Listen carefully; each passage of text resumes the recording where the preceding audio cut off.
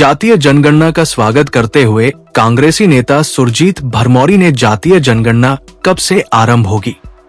इसके लिए जरूरी मापदंडों को भी शीघ्र जारी करने को लेकर मांग भी केंद्र सरकार से उठाई। उन्होंने प्रेस वार्ता करते हुए कहा कि कांग्रेसी नेता राहुल गांधी हर वर्ग के लिए उठ खड़े होते हैं। उन्होंने जातीय जनगणना को लेकर पैदल यात्रा भी की। अब आखिरकार केंद्र इसे धरातल में उतारने जा रही है, जिसका कांग्रेस स्वागत करती है। आप सभी मीडिया के साथियों का ऐसे दिल से धन्यवाद करते हैं कि एक शॉर्ट नोटिस में आप सभी लोग यहाँ पर आए। हम पत्रकार वार्ता को स्टार्ट करें उससे पहले पहलगांव में जो हमारे देश के नागरिक वहाँ पर उनकी शहादत हुई है, उन निहत्थे नागरिकों के ऊपर जिस तरीके का हमला हुआ है, सभी परिजनों को और उनके लिए हम जो शहीद हुए हैं, शहीदों के लिए जो वहाँ पर लोग हमारे शहीद हुए उनके लिए हम श्रद्धासुमन पत्रकार वार्ता को स्टार्ट करें उससे पहले मैं आप लोगों को बताना चाहूँगा कि हमारे साथ हैं जिला कांग्रेस एससी डिपार्टमेंट के हमारे जिला अध्यक्ष भाई त्रिलोक जी, इनके साथ है शिवकर्ण चंद्रा जी जो अम्बेडकर सोसाइटी से भी जुड़े हुए हैं। हमारे साथ हैं दिनेश शाह जी जो पूर्व में राजीव गांधी पंचायती राज के उपाध्यक्ष रहे हैं। भाई विकू जी युवा कांग्रेस महिला ब्लॉक के उपाध्यक्ष, अशोक जी युवा कांग्रेस के उपाध्यक्ष हैं और हमारे सेवा दल के चंबा विधानसभा के ब्लॉक अध्यक्ष पूर्व में रहे हैं भाई अपने भूपेंद्र जी। आज जिस विषय को लेकर के आपके बीच में हम आए हैं, आप सभी जानते हैं कि लंबे वर्षों से देश के अंदर जातीय जनगणना को लेकर के केंद्र सरकार का क्या रुख था। देश के प्रधानमंत्री जी जातीय जनगणना को लेकर के 3 वर्षों से लेकर के किसी तरह का भी स्टैंड नहीं उनका दिख रहा था, लेकिन आज केंद्र सरकार ने अगर जातीय जनगणना की घोषणा की है उसके लिए हम सभी लोग तहे दिल से उनका आभार व्यक्त करते हैं और धन्यवाद करते हैं। लेकिन देश की जनता जानती है, देश का दलित, गरीब, आदिवासी, ओबीसी समाज का हर तबका जानता है कि पिछले 3 वर्षों से जातीय जनगणना की आवाज चाहे सड़क से लेकर के संसद तक की बात हो, हमारे आदरणीय नेता जो न्याय योद्धा हैं, जहां पर अन्याय की बात होती है, अधिकारों के हनन की बात होती है,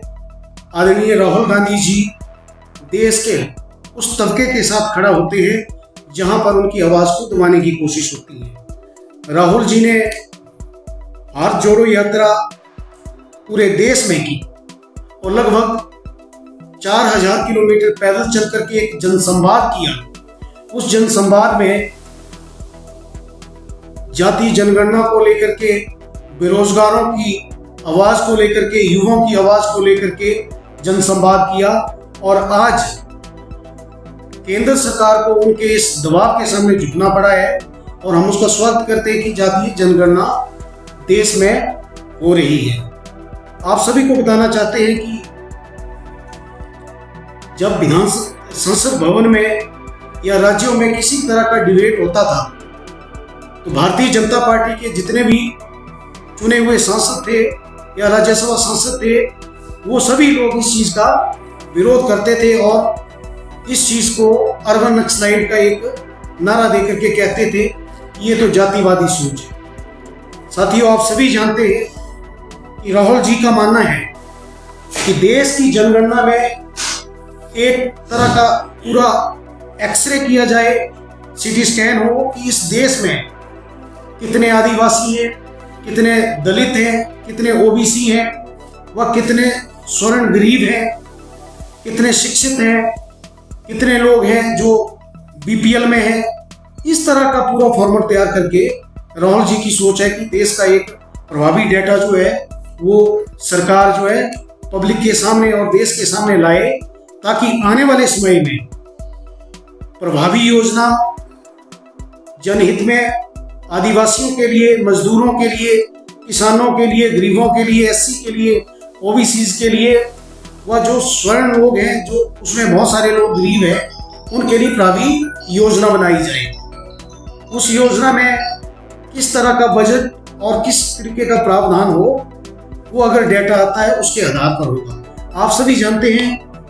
कि केंद्र सरकार द्वारा व राज्य सरकार द्वारा आज भी जो एससी, एसटी, ओबीसी या माइनॉरिटी है उनके लिए बहुत सारी स्कीमें जो है लागू की गई। चाहे एससी कंपोनेंट प्लान की बात हो, चाहे ट्राइबल एरिया सब प्लान की बात हो, चाहे बात करूं मैं बैकवर्ड एरिया सब प्लान की। लेकिन बहुत लंबे समय से देश में कितने आदिवासी हैं, कितने एससी हैं, कितने ओबीसी हैं या कितने गरीब लोग हैं, उसका प्रभावी डाटा ना होने के कारण आज जो है उनकी हिस्सेदारी और भागीदारी जो है वो सुनिश्चित नहीं हो पा रही है। इसलिए हमारे आदरणीय नेता राहुल जी ने इसके लिए पूरी लड़ाई लड़ी है। आप सभी लोग ये भी जानते हैं कि जब किसानों के खिलाफ एंटी फार्मर बिल जो केंद्र सरकार लेकर के आई थी, केंद्र सरकार मात्र उसको पारित करने जा रही थी, वो बिल जो है ड्राफ्ट किए गए थे अडानी और अंबानी द्वारा। पूरा देश सड़कों पर उतरा, राहुल जी ने उनकी आवाज उठाई और उन बिलों को वापस लेना पड़ा। राहुल जी ने पूरे देश को आगाह किया कि बहुत बड़ा एक इस तरीके का देश की बाउंड्रियों को सील करना चाहिए और इसके लिए पहले से इंतजाम करना चाहिए। केंद्र सरकार ने नहीं माना, हालात सभी ने देखे। चाहे बात नोटबंदी की थी, आज देश की जनता ने ये माना है कि राहुल जी ने जनता से संवाद करके और जनता के बीच जाकर के इस लड़ाई को लड़ा है। और निश्चित तौर पर हम केंद्र सरकार से ये मांग करना चाहते हैं कि आपका निर्णय ये स्वागत योग्य है। चाहे आपने जिस भी दबाव में जातीय जनगणना का ऐलान किया है, हम चाहते हैं कि आप साथ में ये भी ऐलान करें कि जातीय जनगणना का स्वरूप क्या होगा, इसकी डेडलाइन क्या होगी, कब से इस जातीय जनगणना को स्टार्ट किया जाएगा और ये पूरा कार्य कब कर लिया जाएगा, जिससे पूरा एक देश का डेटा जो है वो जनता के सामने आएगा और देश के लिए जिसके आधार पर प्रभावी योजनाएं जो है बनेगी। चाहे युवाओं के लिए, नौजवानों के लिए, जो पढ़े लिखे हमारे बेरोजगार हैं उनके लिए, दलित के लिए, एससी, एसटी, ओबीसी के लिए। तो हम यही कहना चाहते हैं, केंद्र सरकार से हमारी मांग है कि एक डेडलाइन जारी की जाए कि जो जातीय जनगणना होगी इसको लागू कब से किया जा रहा है, इसका फॉर्मेट क्या होगा, इसमें किन किन चीजों को आप शामिल कर रहे हैं और ये पूरा कार्य कब संपन्न होगा, जिससे देश में एससी, एसटी, ओबीसी और जो पिछड़ा वर्ग है उनकी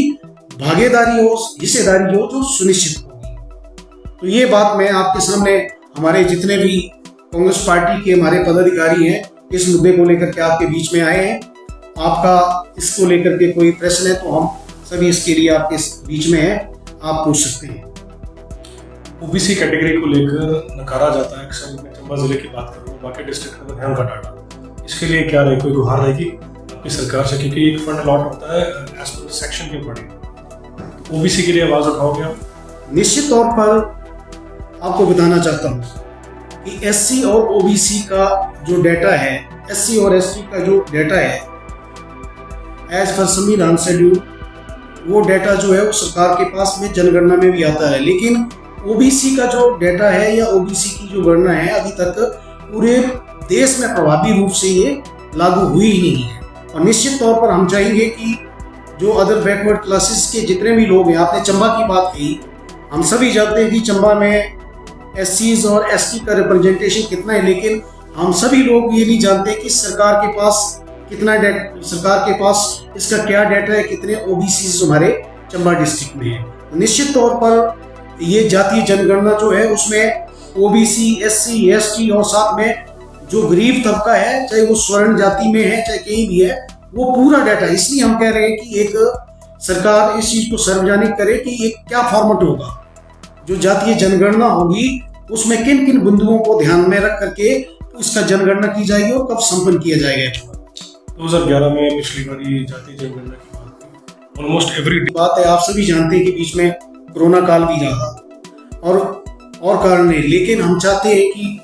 अब और ज्यादा डिले ना हो, क्योंकि देश में या देश के नागरिकों के लिए जो न्याय की बुनियाद है